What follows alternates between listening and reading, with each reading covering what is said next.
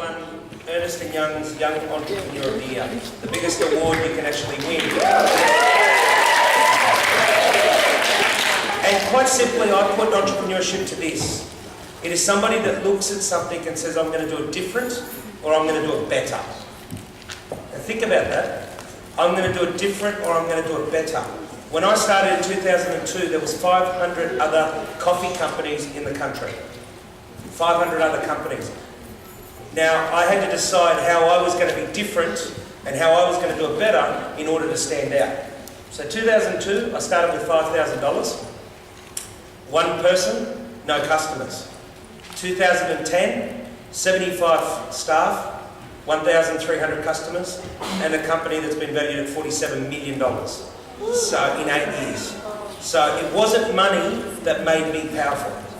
It wasn't the concept of money, and you know, we hear it all the time. So this is why I love coming and talking to schools and even universities, because the whole concept of success, people get it wrong.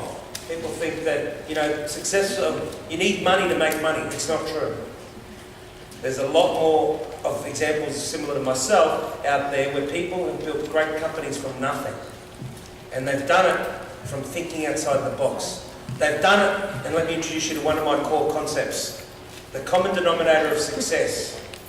Alright? It's up to you if you want to take notes or not, because this is for you guys to learn. I've already done it. So I'm going to share my experiences. Hopefully it helps you guys. A common denominator of success, forming the habit of doing what other people are not prepared to do. Right? Common denominator of success is forming the habit of doing what other people are not prepared to do. And making sure it's not illegal. Of course, I'm talking about illegal stuff. So if you have a look to your left and have a look to your right, and look at each other as close as you wish to without scaring each other. Right? Now, there's a good chance that in the future, you are going to be in competition with that person in one way or not. And if you, without realising it, you already are. And that doesn't mean we go and beat the living daylights out of each other. But think about it from this context. In order to stand out, and we're put in a position like that already, from grade 1, from kindergarten onwards, in order to stand out, what are we prepared to do?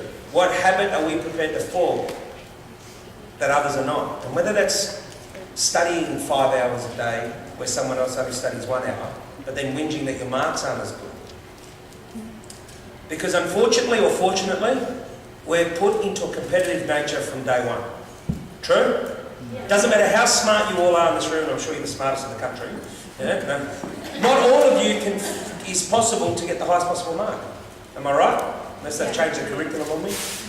There's only a certain percentage of people that can end up with X mark. There's a certain percentage of people that can end up with the next mark. So how your marks are determined. I put myself in a mental hospital if I saw a cup of coffee walking in the door to buy coffee. We're in the people business. So it doesn't matter what product you're selling.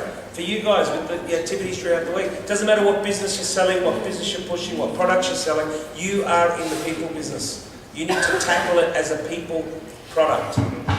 So the ability that how you engage with people is going to set you apart.